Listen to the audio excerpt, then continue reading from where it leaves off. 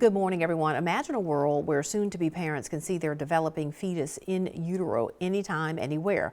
Northwestern Medicine and Google have teamed up to try to make fetal ultrasound cheaper, portable, and accessible to all pregnant people around the world. Lauren Victory reports. Start low or start high. Lauren Ratliff is getting a tutorial on how to personally use an ultrasound device connected to a tablet. On the screen, her baby. I was able to move up and down, see a lot of the baby, and it was quick and really easy. Researchers from Northwestern Medicine and Google Health hope to use videos from do-it-yourself ultrasounds to create a form of artificial intelligence that can determine fetal age, position, and even life-threatening conditions without the need for a trained technician. In some low and middle income countries, we know that just differentiating a pregnancy inside the uterus from one outside the uterus is a really important early use of ultrasound. The World Health Organization recommends an ultrasound before 24 weeks of pregnancy, but up to half of all birthing parents in developing countries are not screened at all. About 300,000 women and 2.5 million babies die during pregnancy or after childbirth, with 94% occurring in low and middle income countries. I'm told a standard ultrasound machine could run tens of thousands of dollars, but researchers hope their new system will cost as little as $1,000. The more we can improve access to ultrasound for patients who are pregnant, the better we'll be able to identify conditions that put those patients or their babies at risk. Ratliff believes ultrasound access also helps parents connect with their babies. It's made me less anxious about the pregnancy. It's made me more excited. She and thousands of other pregnant people will contribute to the study in hopes of benefiting new parents and babies worldwide. Lauren Victory, CBS News, Chicago. With the even more contagious BA.5 subvariant surging nationwide, many people have new questions about the risk of COVID-19. Danya Bancas has more. COVID cases and hospitalizations are increasing across the country, with the highly contagious BA.5 subvariant now accounting for about 78% of all COVID infections in the U.S. Now, many people are asking, if they had COVID in the last 3 months, will they have immunity against this variant? So if you got COVID 3 months ago, it's very likely you had the BA.2 variant, which is an earlier variant. The BA.5 variant is so different from all the variants, all the Omicron variants that came before it. It's very unlikely you have much in the way of protection from that prior infection. CBS News medical contributor Dr. Celine Gounder is editor-at-large at KFF's Kaiser Health News. She says this new subvariant is one reason why those eligible for a booster should not delay getting it. People who are eligible for a second booster are people who are 50 and up or 12 and up and immunocompromised. You should go and get that second booster now. Others are asking if there will be a specific vaccine for the BA.5 variant. Moderna and Pfizer are both working on these updated combo vaccines that will include the original formulation as well as a BA.5 component. Those will not be available until probably late October, early November. So if you're eligible for a booster now, don't wait for that one. You'll still be able to get that one. And what about the severity of BA.5 in children? Dr. Gounder says we don't know much, but parents should get children vaccinated as soon as possible because tens of thousands have been hospitalized and hundreds have died from COVID. Danya Bancas, CBS News, Los Angeles. The CDC says the U.S. is averaging more than 120,000 cases a day, but with many people testing at home, the actual number is likely much higher. All right, a typical work week is 9 to 5, Monday through Friday, but a large study in the UK is exploring a different way to bring home the bacon. Ian Lee has this story from London. Taking care of business means working 5 days a week, or so we thought. The UK has launched the world's largest 4-day work week experiment. We're trying to be more productive and more creative in a shorter time span, and then get more rest. Mobile game developer Hutch is one of 73 companies participating. For Sean Rutland, the idea makes sense. Hiring talent is really hard, and you have to offer an attractive work environment. But fewer days doesn't mean less work. So you have to work extremely hard and extremely compressed. And I think investors need to hear that. Workers get 100% pay for fewer days, but have to maintain full productivity. I struggle at times to get on top of everything, stay on top of everything. Still, that extra day off is kind of nice. Oh, it's been wonderful. You know, I've managed to go and do a lot about extracurricular activities. Nonprofit 4-Day Week Global is spearheading the 6-month study that involves roughly 3,500 workers. If it's done right, this is something that can deliver very significant benefits for both the employer and the employee. This can be a win-win. Is this something for everyone? This is not a one-size-fits-all approach, but some version of the shorter work week can be achieved right across the economy. To compete with them. Rutland says he won't hesitate to switch back if productivity slips, but sees 4-day work weeks as the future. I don't have much control about what the government does, but I do have control about what this business does and what this business can contribute to society. If everybody is working toward the weekend, someday we all might have fewer days to go. Ian Lee, CBS News, London. Now, 60 companies here in the United States have also signed up for the 4-day work week trial. Researchers from Boston College are monitoring the experiment and say employees are reporting less stress and burnout and better physical and mental health. All right, whiskey is no longer just a man's drink. More women are choosing it, and they're also making it. That story when Mid-Morning comes right back. Welcome back. Climate change is causing a 1-2 punch at Yellowstone National Park. The fire danger there is rated high. Just weeks after destructive flooding, Jonathan Vigliotti gained exclusive access to the park's hardest hit areas and shows why some repairs could make things worse. Unfolding tonight inside America's oldest national park, an urgent push to repair catastrophic damage caused by last month's historic flood, fueled, scientists say, by rising temperatures. CBS News was given exclusive access to Yellowstone's northern entrance, where the nearly 150-year-old Highway 89 now looks like this. This is one of 4 sections that was severely damaged by the flood event. Wow. I mean, I've covered a number of mudslides, roads disappearing. I've never seen anything quite as extensive as this. Park Superintendent Cam Shawley says repairing the 2-mile highway could now take up to 5 years and by some estimates cost as much as $1 billion with help from the Army Corps of Engineers. Ideally, I'd like to see this canyon restored ultimately. You've got to be cognizant of what the future threats could be. But rebuilding the road may not even make sense. There's now concern that erosion in the area is so bad, parts of the canyon wall could collapse. The National Park Service says most of their properties and surrounding towns are now impacted by climate change, from rising sea levels in Florida's Everglades to drought-fueled fires in California's Yosemite.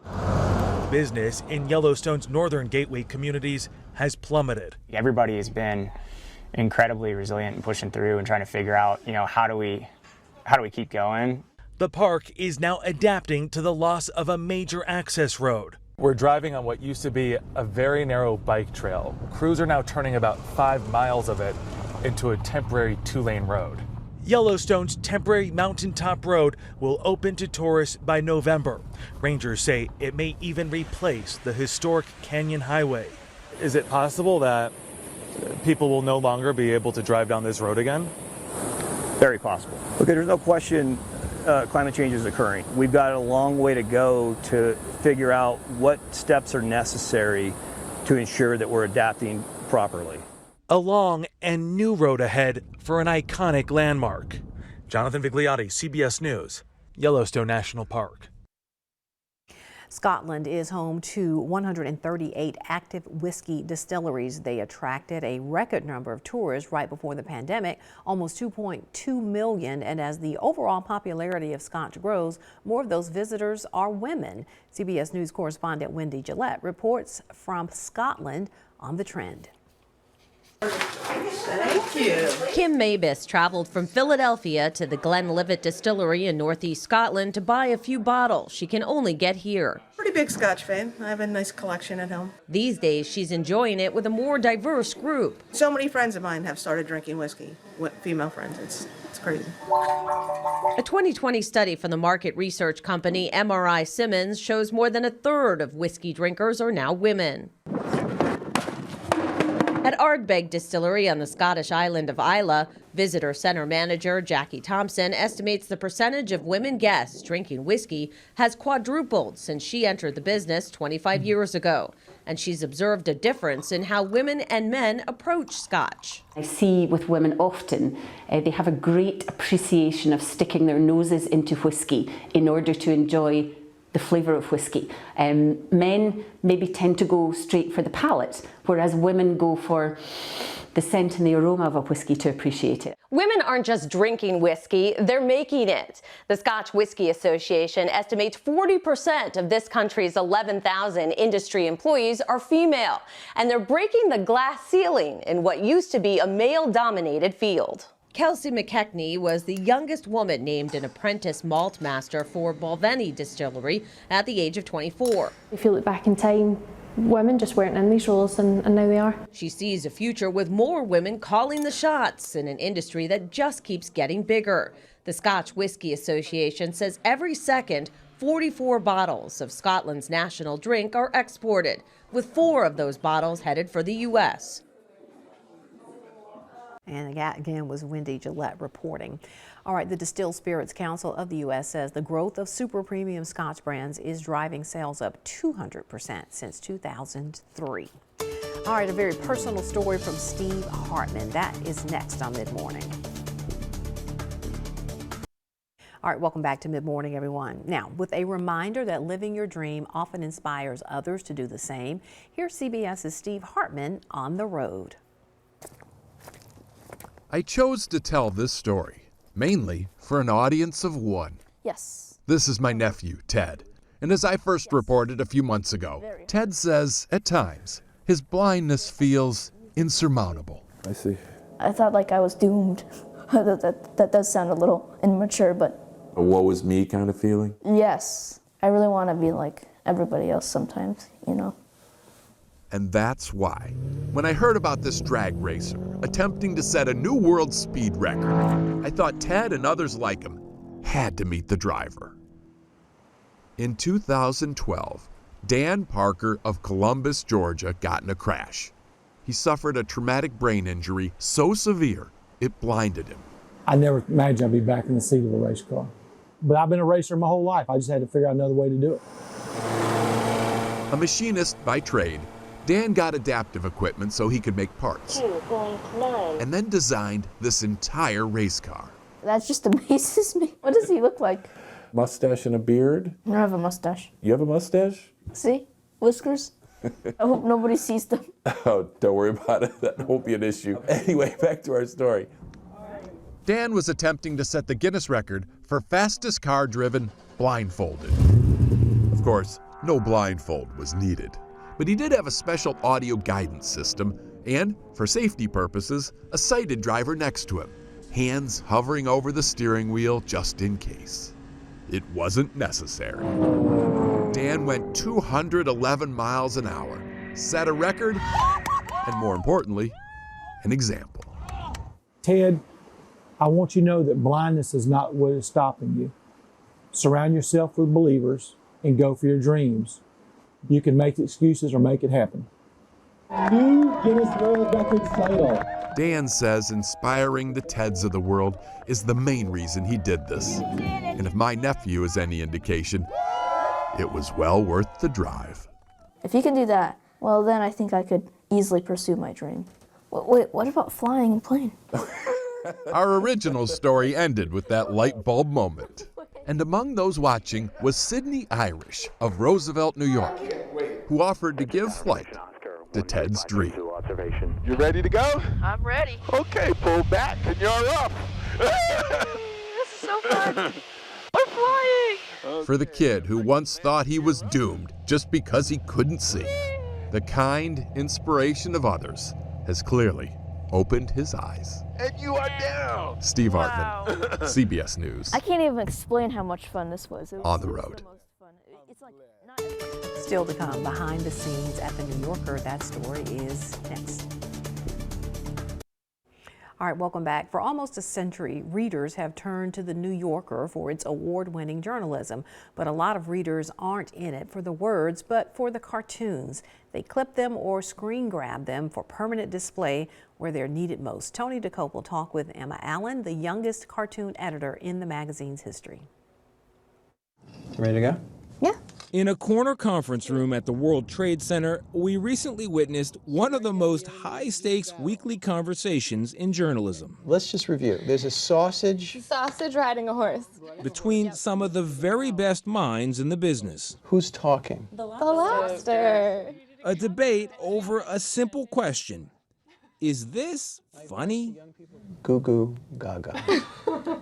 Editor David Remnick has final say over what officially becomes a New Yorker cartoon. I like this. I love this. But it's Emma Allen who gets to decide what to put before him. It's a strange art form that exists almost only at the New Yorker at this point.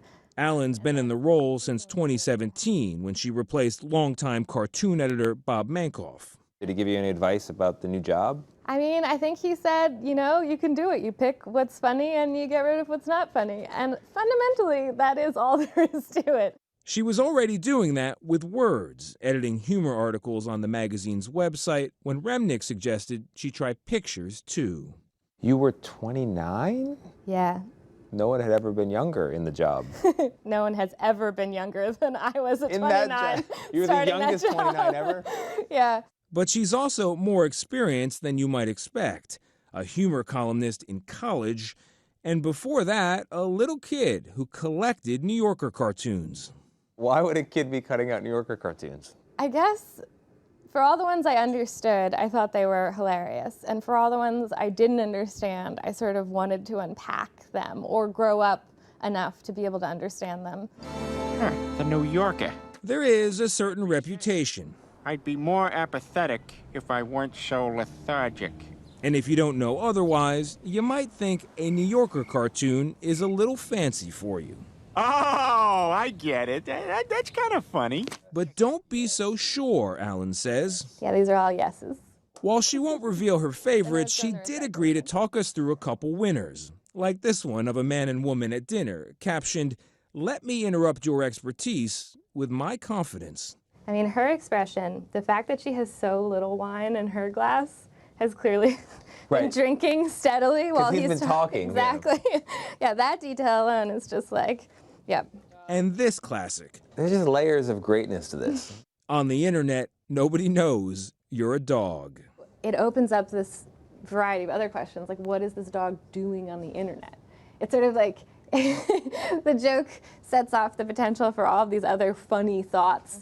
That moment of yes for you, the editor, is it a laugh? I will say I probably laugh out loud 4 times in the entire process of looking at 1,000 cartoons. That's not a good ratio, I have to say. Yeah, the thing that really will sell a cartoon is an element of surprise, because I'm in this dead-eye, infinite scroll mode. If something shocks me out of my stupor, then it's in, or at least it's gotten to the next stage where David Remnick has to also be surprised by it.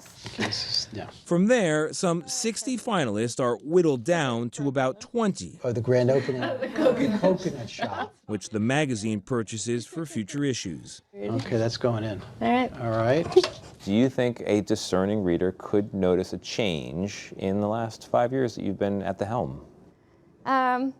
Someone asked me a much less deft and tactful version of that question right when I started, which is, oh, now that there's a woman in charge, are all the cartoons going to be different? And I was like, yes, they're all going to be about menstruation. Of course. But, I mean, I think I was hired because of the imprint I could put on the magazine and the new voices I would find and promote, not despite it. And about that, Mankoff acknowledged in a Washington Post article last year that many of the cartoonists he worked with were a diverse group when it came to height and weight, but that's about it. As he said, it was a limited group of cartoonists and there wasn't a lot of diversity. So you recruited people? I started recruiting people, and immediately people were sending me names of other people that they were excited about. Ellie Black and Serin Lee are two of the cartoonists she's brought in. Do you think there's any difference in her tenure? I think there's definitely more different voices or different points of view. I do know like how fortunate it feels to be able to like share your work with somebody who takes it seriously and listens to you. Both do say they feel supported by Alan, who not only encouraged them to submit in the first place, but has provided expert feedback on cartoons like this one. A knight is trying to get into the castle to get to the princess, and the dragon's like, go away, she doesn't want to see you. And I did not give the princess a nose, and Emma was like, this is great, but can you just draw a nose? And did you think Emma, in retrospect, was right? The princess needed a nose? Didn't hurt. And by bringing in a new generation of New Yorker cartoonists, the hope is a new generation of readers will follow. Not only for the articles, but for the laughs. Part of the joy of it is that you can run a New Yorker cartoon that is a very unsophisticated, dumb joke, and you can run a New Yorker cartoon that is alludes to a relatively obscure line of poetry. And both of those things can exist in the same place. And is every single person who reads The New Yorker going to like both of those? No. But I want there to be an accessible point for anyone who is coming to New Yorker cartoons and wants to have a laugh, see a bit of their life represented. Tony DeCopel, CBS News. And stay with us. We'll be right back to wrap things up. All right, be sure you stay connected with us. We're on Facebook, Twitter, Instagram. We'll see you back here next time. Have a great day.